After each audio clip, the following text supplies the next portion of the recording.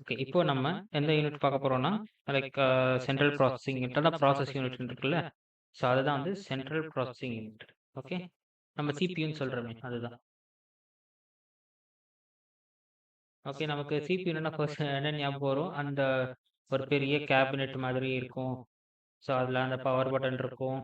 அதுக்கப்புறம் நம்மளோட DVD, floppy disk அதெல்லாம் ஃப்ளாப்பி டிஸ்க் முன்னாடி போட முடியும். இப்போ இல்ல.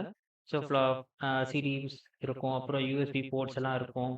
ஸோ லைக் அதுலேருந்து தான் நம்ம வந்து சிபியூ லைக் மானிட்டருக்குலாம் நம்ம கனெக்ஷன் குடுப்போம்ல.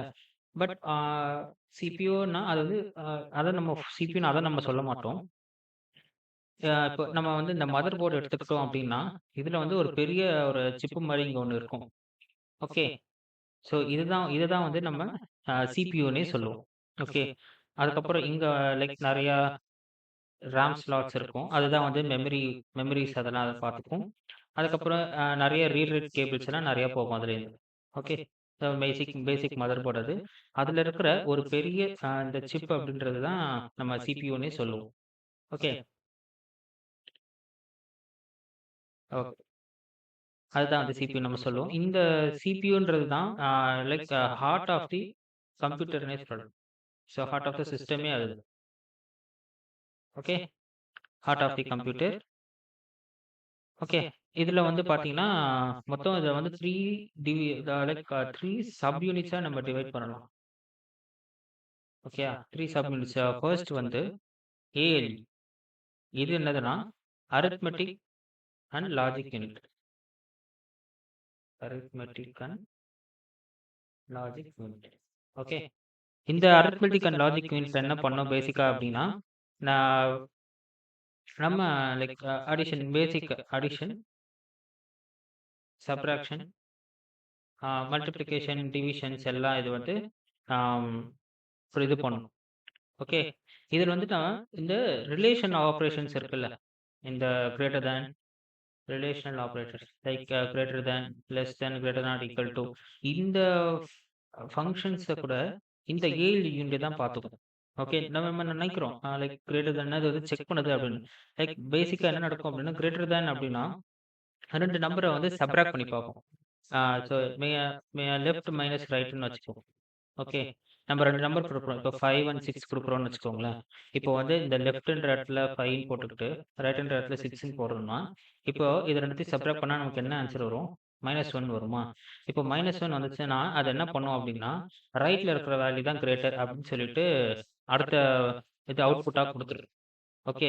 இப்போ இதுவே 4 லைக் இது இங்க 6 இருக்கு, இங்க 4 இருக்குன்னா, என்ன வரும்? ஸோ லைக் +2 வரும். Obviously it is greater than 0. கரெக்ட்டா? ஸோ, அதனால என்ன பண்ணும் அப்டின்னா, லெஃப்ட்ல இருக்கிற வேல்யூ தான் கிரேட்டர் அப்டின்னு சொல்லிட்டு வரும். இப்போ இங்கேயும் 6 இருக்கு, இங்கேயும் 6 இருக்குன்னு வச்சுக்கோங்களேன். இது வேல்யூ என்ன வரும்? 0 வரும். So, which is equal to predefined 0ல.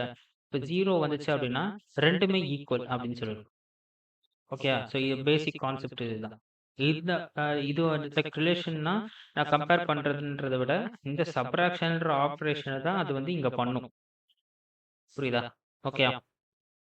So ALU part வந்து அதுதான். ஓகே. Okay fine.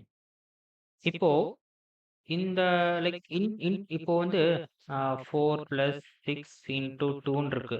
இப்போ இதுல ஃபர்ஸ்ட் வந்து இதுதான் எக்ஸிக்யூட் ஆகும். ஸோ 6 × 2 12. இந்த 12ன்ற ஒரு இன்டர்மீடியேட் ரிசல்ட்ட அது வந்து எங்க ஸ்டோர் பண்ணிக்கும்?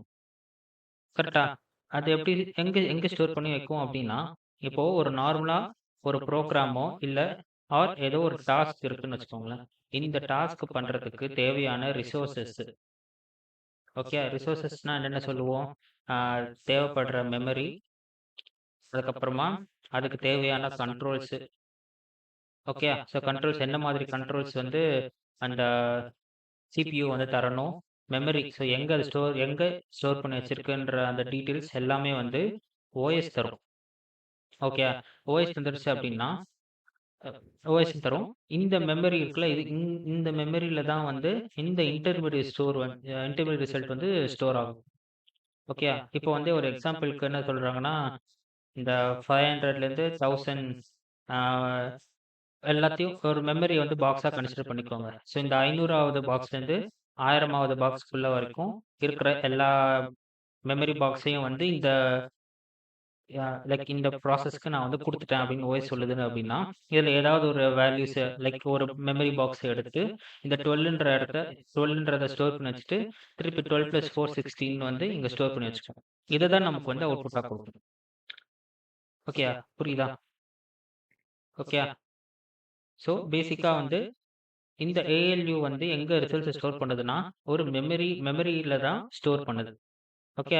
எந்த டைப் ஆஃப் மெமரின்றத நம்ம அந்த மெமரி யூனிட் வரும்போது நம்ம பார்க்கலாம். ஓகே.